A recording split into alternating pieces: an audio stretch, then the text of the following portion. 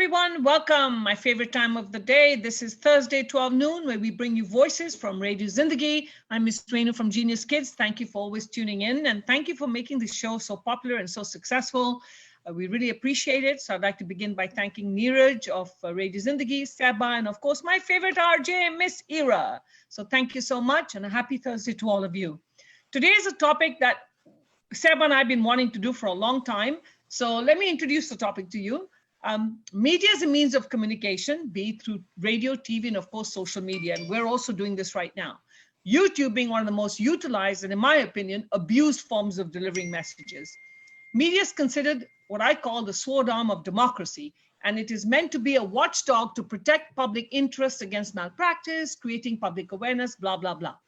As a fourth pillar of democracy, media is meant to embrace the role to act against injustice, oppression, misdeeds, and the partiality of our society. But is this really being utilized the way it should be today? Social media purpose should be to improve life and not become our life. Recently, especially after the passing of the late Sushants Singh Rajput, media has become so manipulative and controlling, creating this herd mentality, resulting in what I call mental, physical, and emotional abuse. India has over 5 million recorded cases of the coronavirus with over 100,000 deaths, and yet we don't read much about this. Is the media really doing justice by the lack of reporting on so many much needed topics? So without any further ado, let's begin our show today on this very topic, irresponsible media and social media behavior.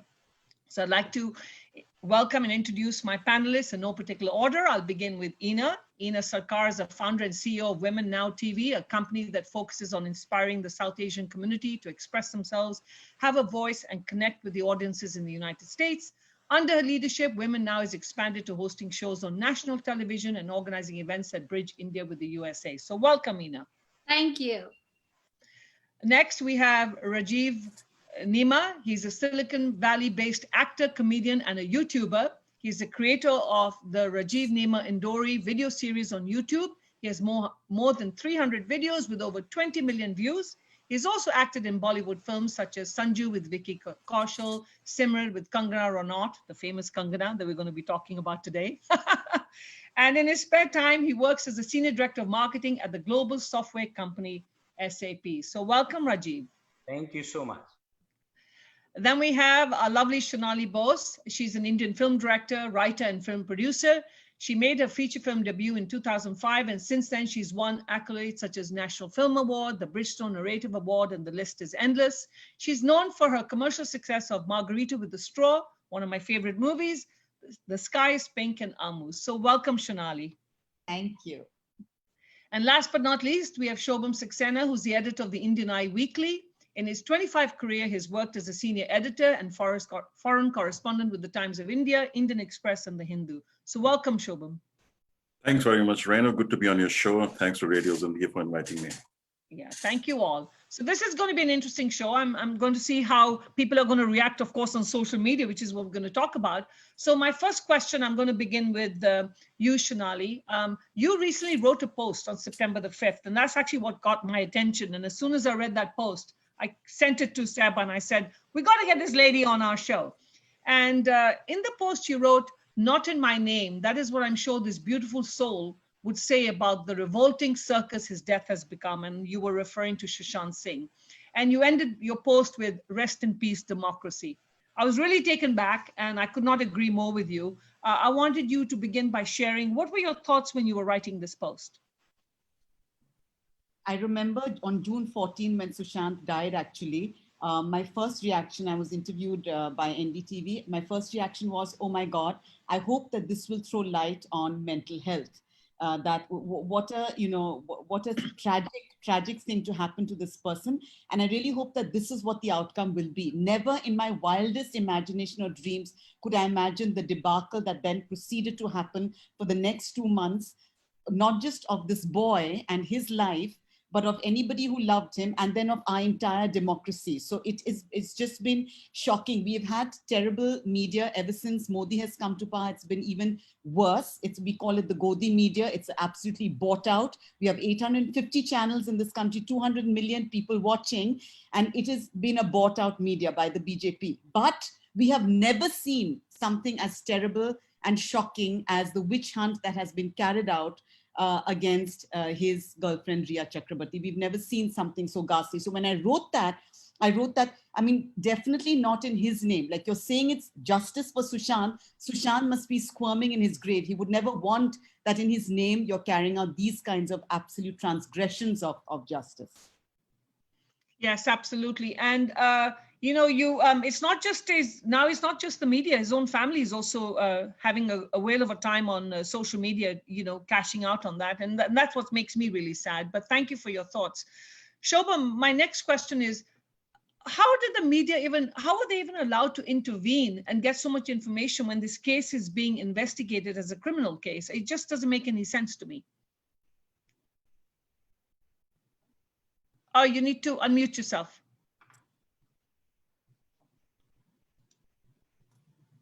Can you hear me now? Yes.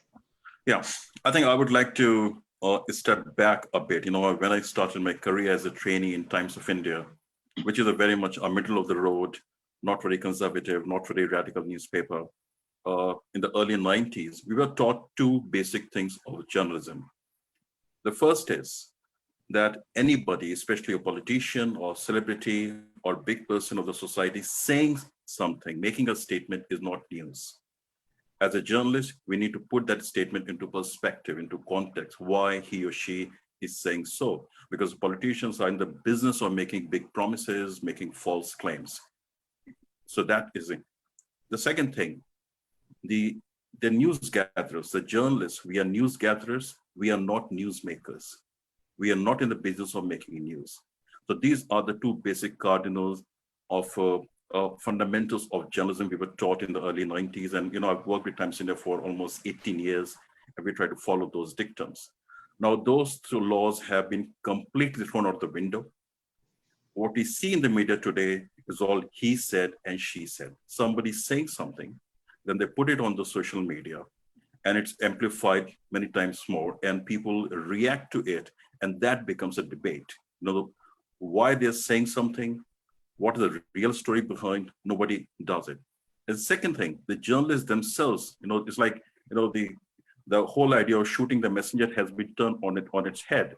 They themselves going around and shooting people, making all kind of wild accusations. In this particular case, the investigation is going on, and the CBI has gone on record to say that some of the things which have been reported in the media are patently false. They have not found anything.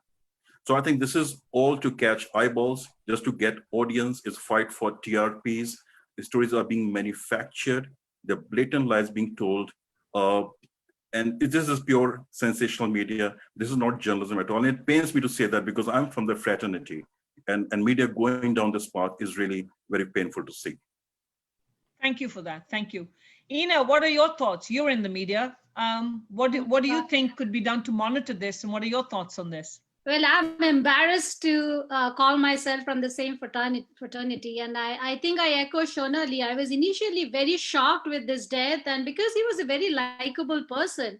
But what the circus happened after that has now led me to think that the whole politicization of this whole game has been so brutal to his own legacy. A beautiful person, an exceptional actor, a great legacy is now shattered to being, these bad words of addiction, of mental health. Mental health, of course, is something that we should have addressed in the beginning, but today it has become such a negative thing, and all the mud that has, come out of this whole thing is embarrassing. And I feel like, this self-controlled media is, out in the air right now.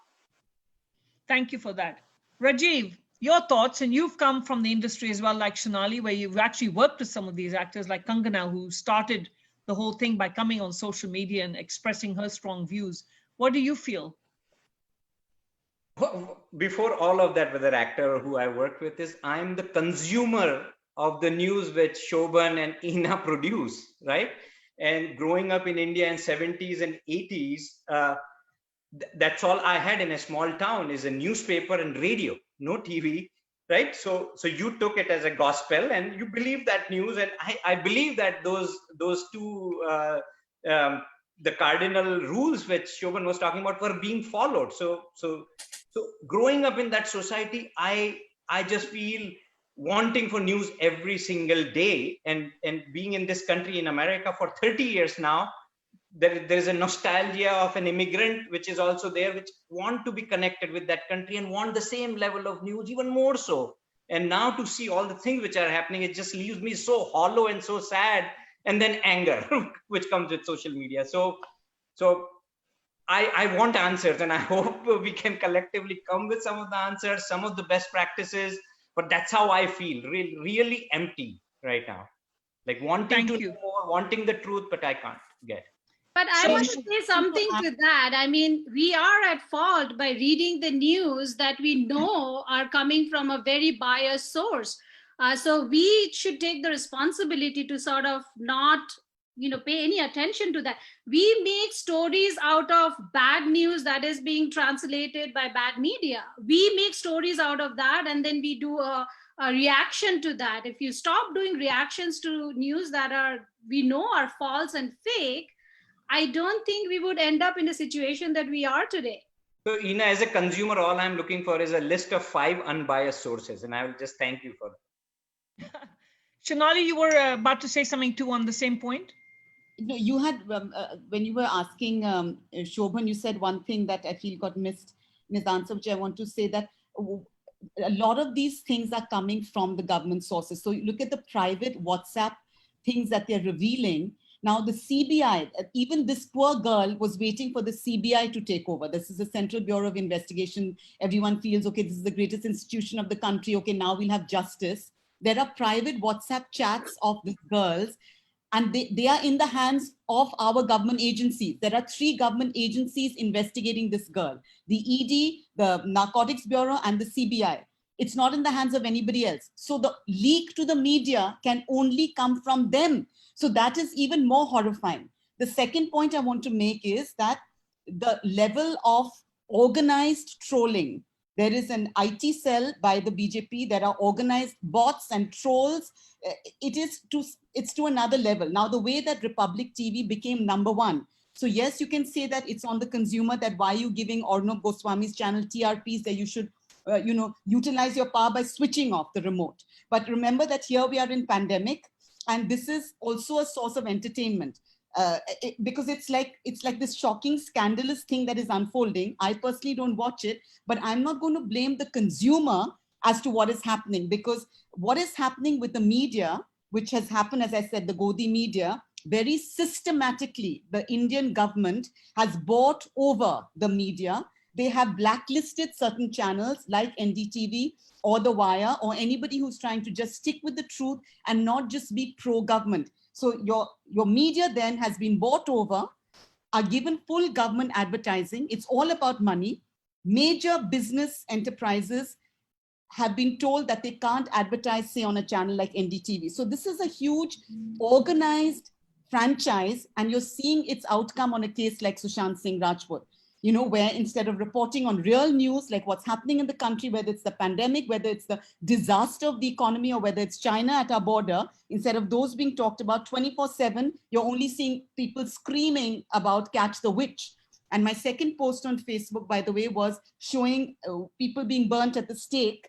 And I made a sarcastic comment saying, oh, wow, India, you did time travel. I didn't realize we are in the medieval ages. Like, wow, you've taken us to the medieval ages. You could have taught the Romans a thing or two, which was a sarcastic jibe, but the fact that there was complete witch hunting done by the media and the Indian government backing that media. So it's a concerted, powerful thing that is going on.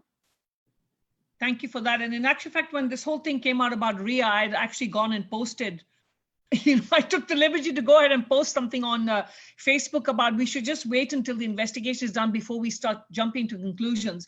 And the trolling that I got, I mean, I was told, I think one of the things I was told is you must belong to the drug gang. You're the next one that needs to be raped. You're a feminist, keep your mouth shut. It was just really sad. And these are meant to be educated people who are writing this. And the person that was generating that whole blog took the liberty to let people do that, which was even more disgusting. But thank you for that. For those who've just tuned in, you're listening to Voices and being brought to you by Radio Zindagi. We're also live on our Facebook page. So do post your questions. We'd be very happy to present them to the panelists. today. And we have with us Shobham Saxena, we have Rajiv Nima, Ina Sarkar, and Shonali Bose. So definitely do join this discussion, a much needed discussion on the irresponsible media today. So my question, anyone can answer this, is where are women's rights? I mean, the way Ria is being treated today, I'm not here to decide whether she's guilty or innocent. I'm not going to make that decision. But why do you think they're making this one person a scapegoat? They're claiming they have all this proof. Even Sushant's sister keeps blasting her and trolling her. Why? Why do you think that they're hounding this particular person when there's so many other factors that could come into play? So she's an easy scapegoat, right? I mean, it goes back to the patriarchy that we are all used to. She's an easy scapegoat. The family came out and said that she was, our son was taken away from us by her. So it was a very calculated campaign that was run by the family with, BJP by their side. I feel like they had this woman who they could victimize and get the support of the entire community coming together to vilify her, is because it was an easy thing to do. She was living in with him and the entire blame came on her, though she was doing drugs or cigarettes or whatever with him. He's the saint and she's the villain. And that has happened in an Indian community for ages, and that hasn't even changed or stopped. And that is where the whole problem is, that how do you blame her for your son's behavior? I mean, he was an adult human being. For your son's behavior, you cannot put the whole blame on her. You had no control over him. And today you're saying, and that was actually bought in by all these people, the common people that, who were trolling us. Everybody bought into that idea that she was the one who killed him through drugs or poison or whatever it is. And that was an easy scapegoat. My only issue with what Ina said, everything is correct, except I still believe like there is a grieving family looking for answers. But and that should not be one second, Ina, I can't imagine for the life of me that the father at that moment said, oh, let me collude with BJP and find this scapegoat. They probably truly felt that was the person and they want answer, and anyone is free to file an FIR. But the circus which happened afterward is the one which Ina is talking about. Why can't family point, like आपके घर में एक purse चोरी हो जाता है तो you say कि ये, right? So why can't you say that? Everyone has freedom to do that. But what happened after that and where it transpired is the problem, and why and Rajiv, how. the turning point here was the FIR. If you really followed the case, the turning point was the FIR, and that's when everybody jumped on her. The FIR caused all these problems because then the family who is apparently grieving was given this, platform, and they used that platform to sort of vilify this person who they thought presumably was the culprit. So because, I mean, if they are grieving, Ria could be grieving too because he was her boyfriend. So why wasn't any support, concern, or compassion showed to this woman? What was the reason? No, that's what I'm saying. So guys, let's move on to the next question. I definitely don't want to turn this show into a Sushant show. There's enough of that right now. The focus has to be the irresponsible media. Shonali, you're based in India right now, as we know. And do you think anything could be done to monitor this media? I mean, anything that can be done to restrain and give some responsibility? This question would be for both you and Shobham. So I'll begin with you, Shonali. Well, already there's a PIL being filed with the Supreme Court to restrain the media. But what concerns me is, as I told you, when the media has been bought, so how can we look to the government, right? As you started your show saying, in a democracy, you need the media to be completely independent. That is the conscience of a democracy. That is the way you can have freedom. So if your media is not a watchdog, if your media is bought over by the government, if your Supreme Court judges are most of them bought over, you have a huge thing going on with a wonderful jurist, Prashant Bhushan, who's being ridiculed, etc., because of things he's done. I mean, it's a joke right now. So therefore, we can't rely on the government taking this up or the Supreme Court taking it up, right? So you have a situation where the media has to be independent. It can't be bought by the government, and the government can't control businesses and advertising as to who can advertise on this or not. They put cases by the ED, say on a channel like NDTV or The Wire, independent voices, because they speak out against the government. So anybody who's anybody and these people are not radicals like NDTV, they're like liberal. But if they speak out against the government, you're silenced. And there's an absolute atmosphere of fear and paranoia in the country that has started with 2014 Modi's win. And the last 6 years, we have seen a complete change in the way media has declined. So that's what's of deep concern here. Shobham, your thoughts? I think that the problem is slightly bigger than that, in the sense that I think in the past few years or few decades, we have seen a deep polarization in our societies, whether it's US, Brazil, and India. And also media has also been polarized that way. And I mean, if in the US, you talk about Fox News, you say certain kind of people watch Fox News, and certain kind of people call CNN fake news. And I've been seeing that in Brazil too. You know, there are the TV channels, there are radio stations, there are newspapers, which are considered pro-establishment or anti-establishment. The same story is being played out in India in a sense of, you see some channels, some newspapers are seen as pro-government, some are seen as anti-government. I mean, how did we reach this stage when the media or media channel is being associated with the political party or the political establishment, where media is supposed to be independent? So I think I agree with Sonali in that case, because the media has been the independence had been sabotaged. And we have been having this debate in India for a very long time, for almost 20, 30 years, about the independence of media, about the media watchdog. And they always say media should self-regulate itself, you know. That has never happened. I think that ship sailed a long time ago. There's no self-regulation. The Press Council of India, there are many organizations, they hardly do anything. They're complete toothless tigers. They don't have any power over media. But I think there's a bigger problem of polarization in a society. The society is very much divided all over the world. And here the social media is big culprit, because it has completely broken the social code of conduct. Families fighting with each other, brothers fighting with each other. I've seen in Brazil, families cannot have get-togethers anymore because someone belongs to left and someone belongs to right. Everything is out in the open. Everybody knows if you're a leftist or a right-wing or a liberal or conservative or a gay, you're vegetarian, whatever. Everything is out in the open. I think social media has played a very critical role. On one hand, they have destroyed the mainstream media. They don't have the power anymore, which they used to have. Anyone can write a fake story, put it on social media, pay some money, and it goes viral, right? And there's a bickering, quarrel, squabbling, and hate and anger in the society everywhere. And that anger, that hate has been weaponized and amplified many times on social media. And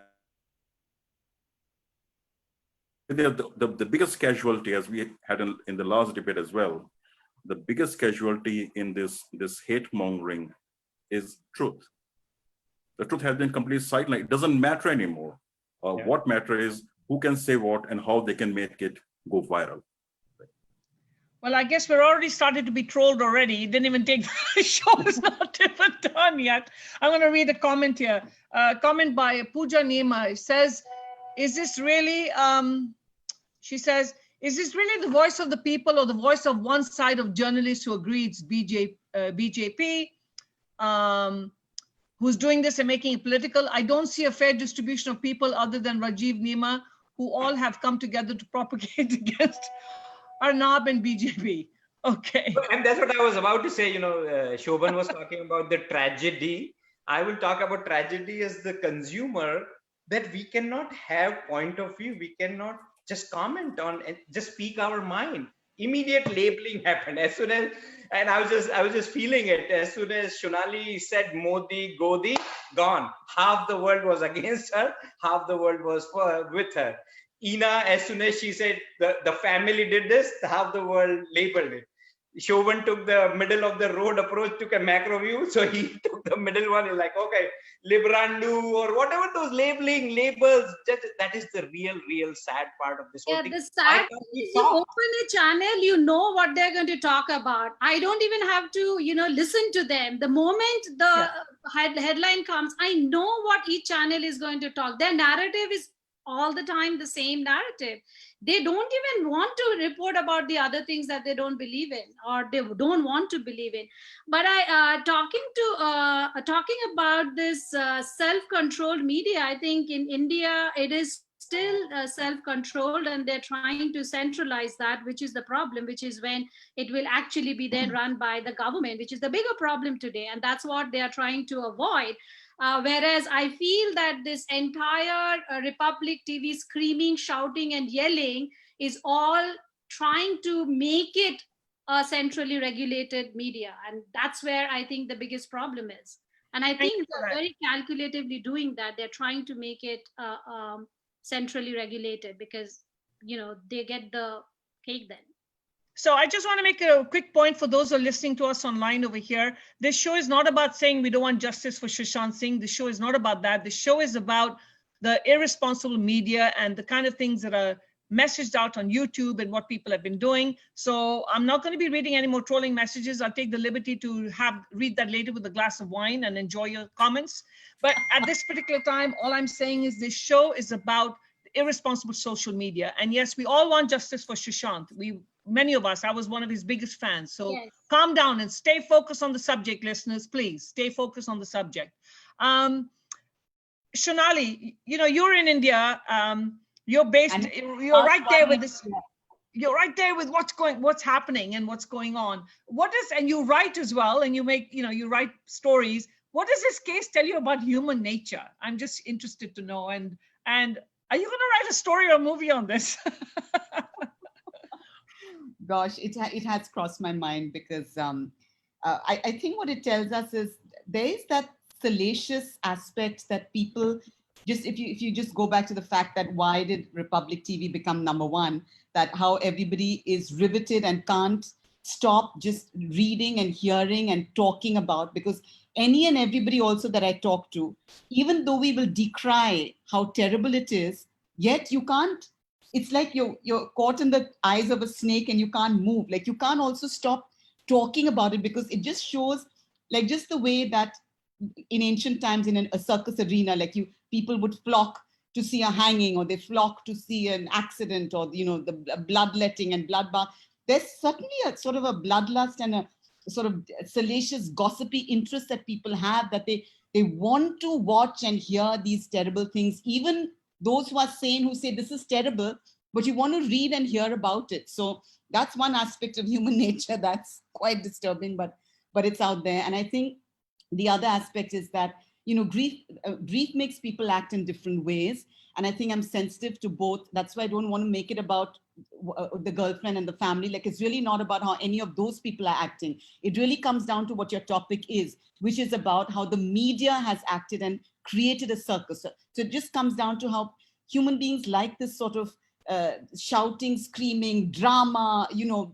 People are saying nonsensical things like Kangana, and that's becoming news. Like, why is that news? But it's also delicious. Like, even I like reading about it. It's also sort of quite delicious to see the drama going on. Then Jaya Bachchan is speaking in Parliament. Now then this, So, Urmila Matondkar has spoken up now against Kangana. Then Kangana has been given Y security. Like, it's delicious. How can you pretend it's not delicious?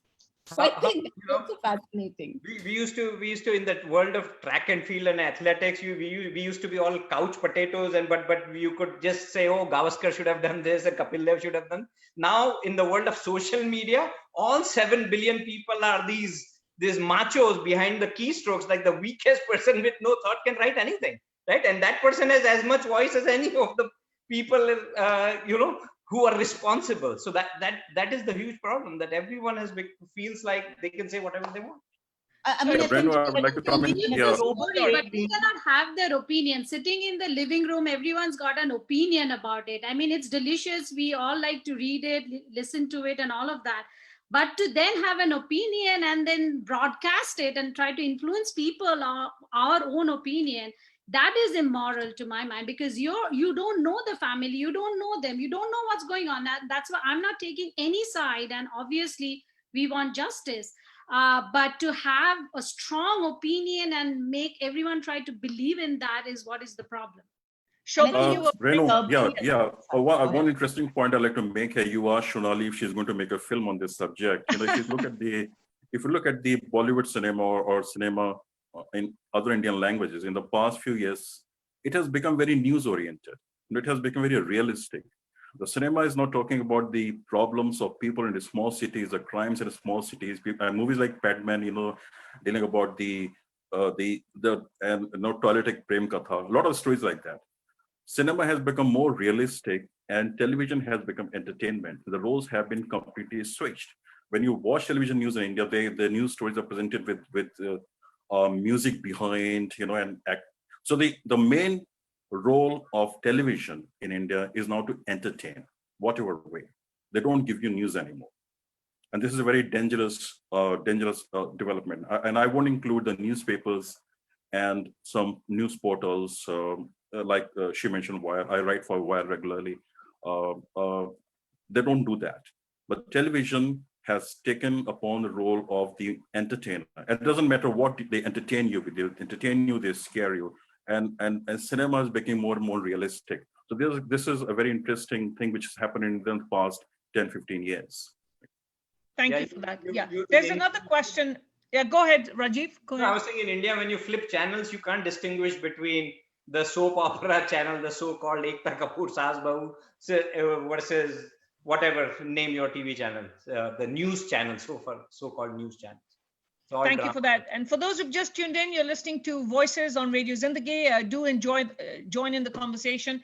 And the lady who's writing to me about, telling her about trolling. No, what I meant is that you felt our panelists was not fair. We actually brought a group of very varied panelists who are sharing their personal views. These are our personal views. And we're talking about a subject that's social media, irresponsible media, and feel free to write your views on there, but I'm not going to keep reading them, okay? But keep writing your comments. I have no problem with that at all. Question, even though the experts involved, as well as investigation agencies, have released reports initially saying that there was no murder, money laundering, or abetment of suicide, convictions, blah, blah, blah, why is social media, and the masses hell-bent on proving themselves right? Who can, what are they trying to do over here? So.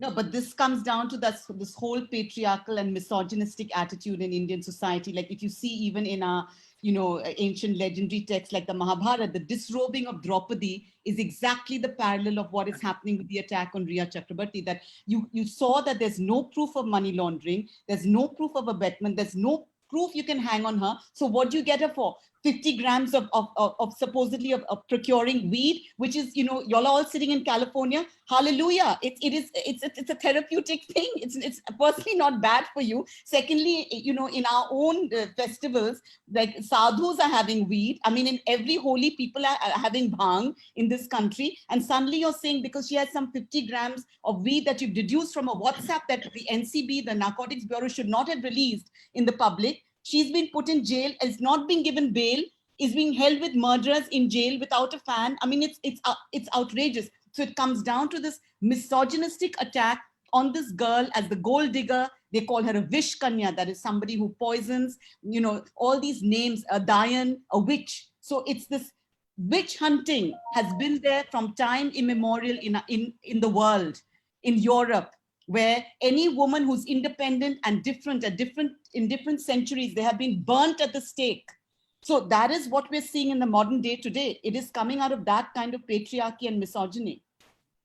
And also, I think, Renu, people don't want the story to die. So they want to keep dragging it. And then there is a election coming up. I think they want to keep the story on, because I don't understand why CBI will not come out in the open and, do a press conference and say what they have found so far. I don't understand why it is such a hush-hush thing. They're not saying anything yet. It's been like a long time that they've been investigating on this case.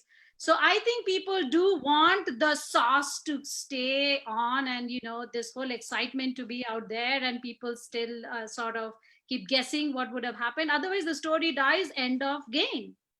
And I was just saying it is... The politics involved, Ravi mentioned it. One part is the distraction part, is right? Whether the Vish Kanya, the patriarchy and misogyny part of it, but even macro level is the real issues, whether the GDP, yes. No one is talking about 23.9% decline in GDP. Absolutely. 1/4 of India's capital is gone. No one is talking about it. And yes. Whatever the corona, how is it being handled, or other issues, unemployment. So this distraction, and then we are 24 or 48 hours away from IPL starting in Middle East. As soon as that starts, that is another month of distraction which will come up, and then you are in election season. No, So- Rajiv, you're absolutely right, because that's what I mean, the media functions as diversionary tactic. Like, so we saw that even in the past when Modi came to power, when they wanted to divert from, all kinds of things at the border, or, what he did with the note, withdrawing the notes, like why they did that. This diversion from the economy is a huge thing. And when we even saw with the pandemic, like how many millions suffered in our country with the way they've handled this pandemic, or they're hiding the numbers of how many actually died because of what they did with the economy. There's so many huge things going on in our country. You're absolutely right. It works as a diversion, but that's being controlled at a central level. You also referred earlier about the politics. The Bihar elections is a crucial election that is coming up. And the fact that Sushant is on billboards as Bihar ka beta suddenly, I mean, that's also a complete political ploy going on between, in Maharashtra, the schism between BJP suddenly and the Shiv Sena, that is hugely at play here. So there's a lot of politics going on as to why they're keeping it open. And overall, globally, if we go back to our topic, that this is about the social media and its irresponsibility, globally, we are looking at the fact that social media and media has become now a way of hate mongering, of inciting hate, whether it's going to affect the US election, whether it's affecting, bringing huge right-wing people to power all over the world. This is what we're seeing globally. And India is no different from that, in that sense, that where you have fake news and you have hate mongering being carried out in a huge way, and people being onslaughted with that instead of dealing with the real issues of bread and butter. Renu, I would like to add one more point. Yeah, just one more point to what Shonali just said. Donald Trump has, I think, 65 million followers on Twitter, and he once famously said, "It's like having my own newspaper." Yes. And this really summarizes the power and also the problems of social media. Correct. When Facebook, Twitter, YouTube, they came 15 years ago, there's a great hope that the public space is going to become more democratic. There'll be more communication, people will be connected, and everybody was so excited about it. When Arab Spring happened, Facebook got a lot of credit for playing a very important role in that. The social media is not organic anymore. There are trolls, there are bots there. Anyone can put anything, and you pay money and you go viral. So it has already lost that role, and it's being used today for not just for fake news, for creating a parallel reality. So when it's not just the diversionary tactics, and people are talking about this is a new form of censorship. You flood the social media with so much information about some other topics, some other issues that people really forget that some issues, whether it's a GDP or China or pandemic or the collapse of the state, whatever, people forget about it and they live in a parallel reality. So the whole talk about the post-truth society, alternative facts, alternative reality, this is all happening because of the social media, and social media itself, the way they have created it, the whole algorithm, nobody knows how they function. Yeah, thank you. It has been hijacked by certain powers. Really quickly, we're going to say goodnight to Shonali. I know it's time for her to go, as we'll continue with the panelists. But Shonali, thank you so much for joining us. Yes, But thank one you so thing much. before- It's 1:15. Before Shonali goes, I was looking for something positive and something of hope. Shonali, or every panelist, before you go, can you share your one or two best practices which you apply towards social media and media? I personally, I have used social media in a very, very different way. 10 years ago, when I first came on Facebook, actually, it's just been the 10th anniversary of my son Ishan's death. I was living in LA at the time. And I uniquely used social media as a way of reaching out to people with my grief, because grief is something that people never talk about publicly. So in a very organic way, I just wrote about his funeral. And then after that, I started writing about my feelings. And people responded in a huge way. And what's so interesting, actually, the positive side of social media is that you're sitting in LA in a time zone and you're alone there because everybody else is asleep. It's, say it's 2 in the morning and you're feeling sad, and you write something on social media, but somebody's awake somewhere in South America or Europe or India who and they write back and they give you that hug. So I've actually had a really beautiful cuddly time on social media, which is so ghastly and hateful. But so that's been just a beautiful thing. But the other reason is that I don't spend time on it. I'm not obsessed with it.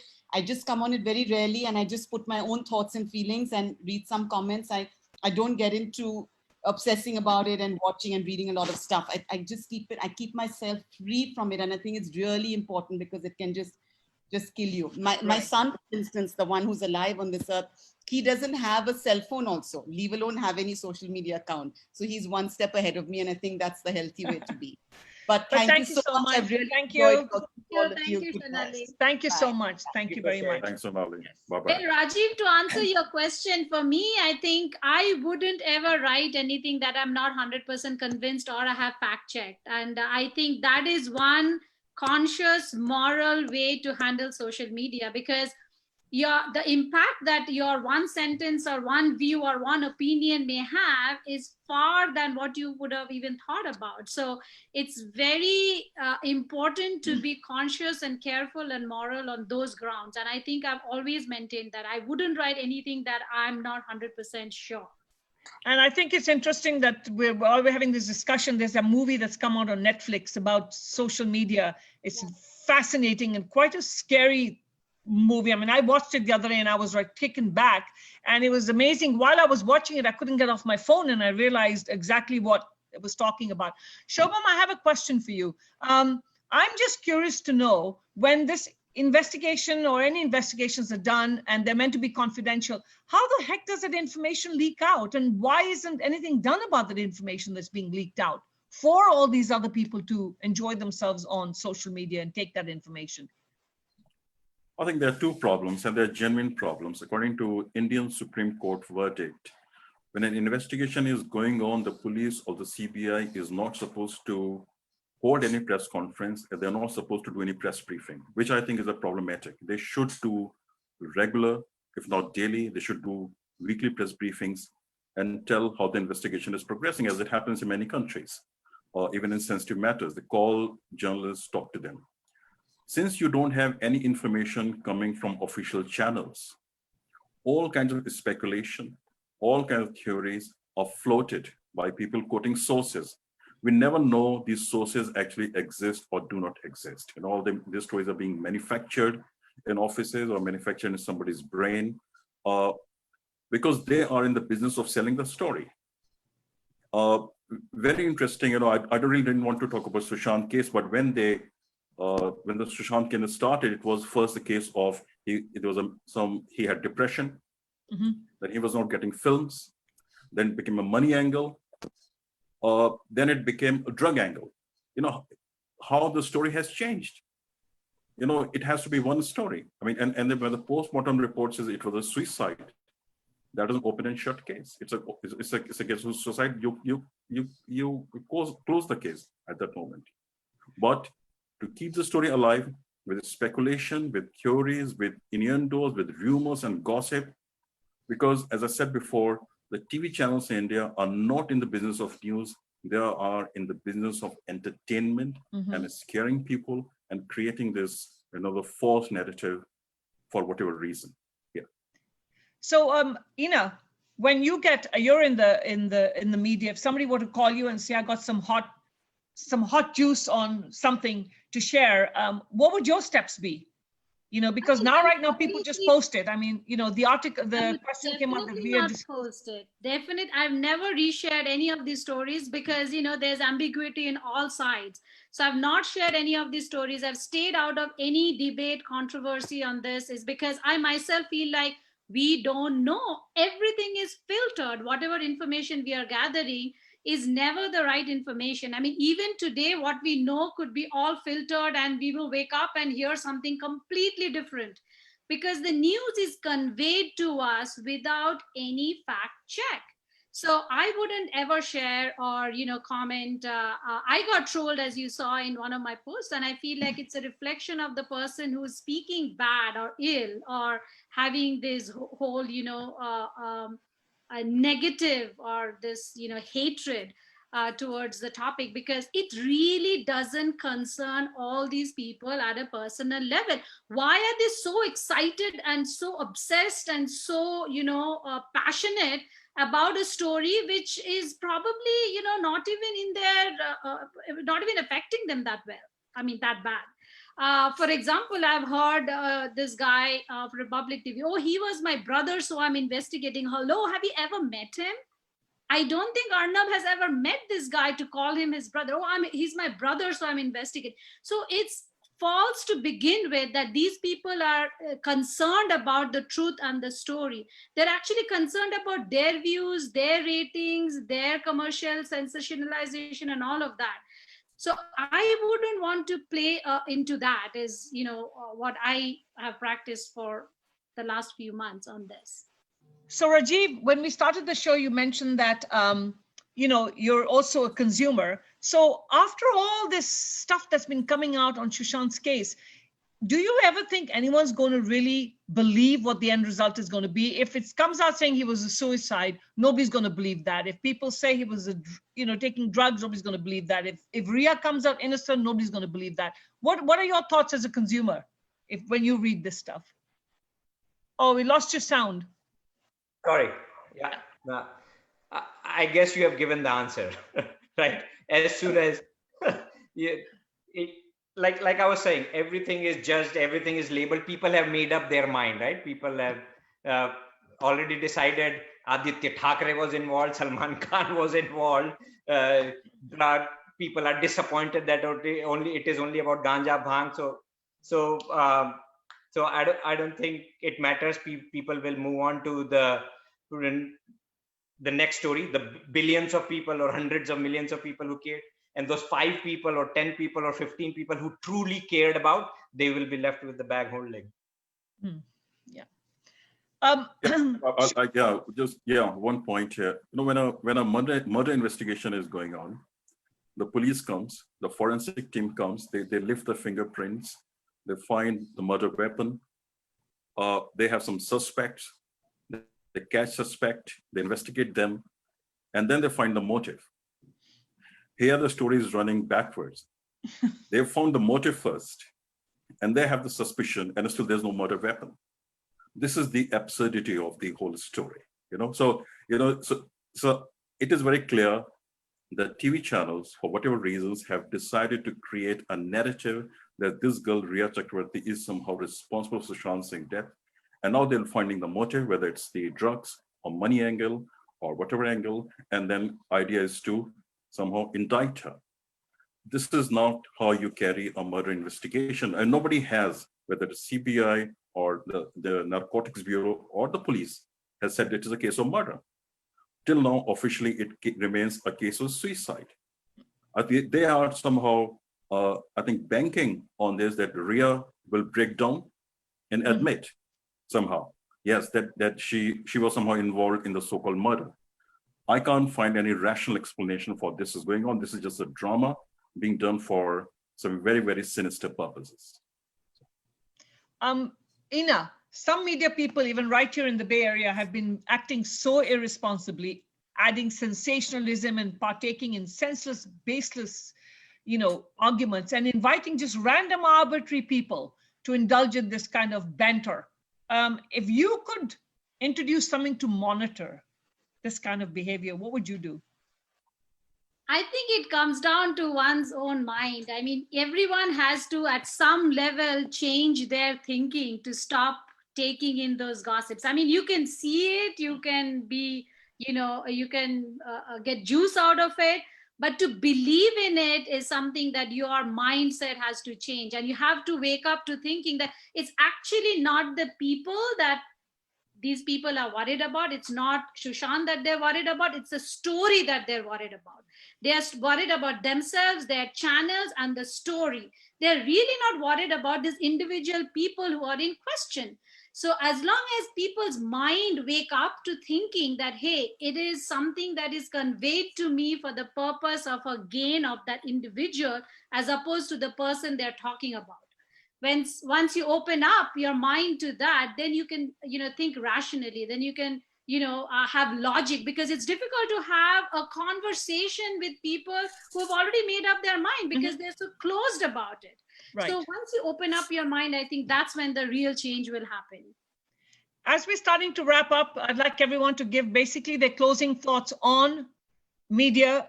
In your personal opinion, do you think media is irresponsible, or do you think what's happening right now is good to go? And I'm going to use Sushant's case as an example, or you can talk about anything. And then also the lack of reporting on all the other serious issues that are happening in not only our country, but also back in India. So Rajiv, I'll begin with you. Yeah, so some of my thoughts, some of my personal practices are, one is, do not stop talking from your perspective. If you have an opinion, if you have a thought, because there are few people look up to me. There are few people I have, or irrespective of people, I have some thoughts on something, but I completely agree with Ina. If you have some opinion which is without fact checking, like news story, but opinion, there is no fact, right? This is your brain.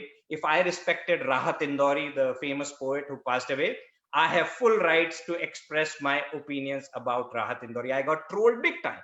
I don't know if you guys follow him. He was Muslim, and as we know, Hindu-Muslim was divided. He was an artist who spoke his mind. Sure, half the people don't like it, but I hope all of us who have opinion do not stop sharing their opinion, because in the fear that they will be trolled. So that is my true hope, because the people want the rational people to stop talking, and I hope we don't let them win. Right. Shobham. I think this case, Sushant case, and the way media has behaved in recent times, gives a lot to chew about. We need to think, what happened to our society? What happened to ourselves? Why are people so full of hate and anger all the time? What happened to the old style decency, composer, this TV anchors shouting and screaming and rolling their sleeves on a show? Why it's being done? I mean, why can't questions be asked in a dignified and in a decent way? What happened to that? Why people are so full of hatred for each other? And that hatred is being amplified. It has a cascading effect on television and by social media. This is a very, very serious question. This kind of behavior can destroy societies. It can destroy democracy. It can have a very, very damaging effect on us. It already is having, actually. And you mentioned social dilemma. I think by just creating two buttons, like and share, they've destroyed the code, how we conducted ourselves with our friends and families and the people we didn't know. Now we're fighting with people we don't know. The people we'll never meet in our life are having a political discussion and fighting with each other. So we have become a bickering society. And this is true not just for India. I've seen this in Brazil. It's happening in US, happening in Europe. I think that China is safe. They don't have Facebook. So they were pretty smart to keep Facebook and Twitter out of China for a very valid reason, I believe now. Ina. Yeah, I actually agree with both Rajiv and Shobham. There's a lot of negativity. If there's one message that I want to share, is that don't let this negativity destroy your own peace of mind and your life. I have seen, friends falling apart on their own opinions. I've seen friends blocking each other because they don't agree with the other person's opinion. You can disagree, but you can still have respect for the other person. Don't lose that respect because you've disagreed on a particular point. And if you continue to encourage this kind of behavior or mindset or negativity into you, you're actually being self-destructive. So know what you can filter through to come to you. And as long as, you can keep some sanity and respect and humility towards the other person who may differ with you, I think you will be much at peace. And I think that's what we all need. I mean, today, this COVID should teach us one thing, that we need to connect spiritually to ourselves and not be negative all the time. Absolutely. Thank you for that. And yes, my closing statement to all those is that this was simply a discussion. Everybody's entitled to their own views. We're happy to read your views as well. But please don't take it to another level of hatred, because just like Ina said, Shobham has said, and Rajiv has said, we have every right to post our opinions. Please don't turn those opinions into facts if you don't have any relevant information. And on this note, we still want justice for Sushant. Nobody in this panelist has said that. We all want justice for Sushant, whether it's Sushant or anyone else. We always want everyone, but at the same time, we want people to have a fair trial. And you're innocent until proven guilty. And that is what people have to remember. Thank you, Radio Zindagi. Thank you, everybody. Rajiv, Shobham, Ina, and thank you, Shonali, who's obviously signed out. And thank you again for joining our group. And we look forward to many more discussions with you. Thank you, Renu. Thank you. Thank you so much. Thank you. Thank you, Ina. Thank you, Rajesh. Thank you, Radio Zindagi.